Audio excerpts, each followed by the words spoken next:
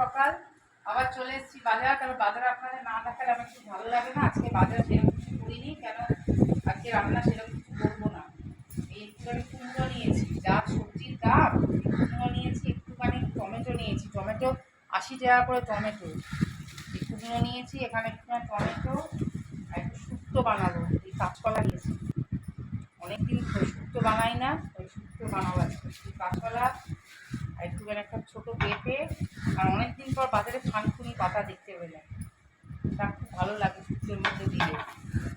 আর এখানে একটুখানি ডাঁটা নিয়েছি, ওই আগুনের মতো দাম বাজারে কিচ্ছু নেই, ধরা যাচ্ছে না।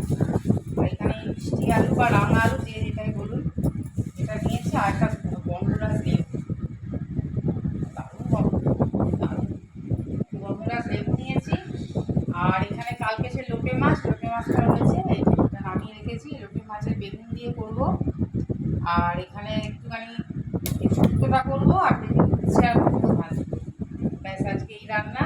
আজকে রান্না বান্না করি, আগে মেয়েকে নিয়ে আসি, রান্না বান্না করে এসে আপনার কাছে আবার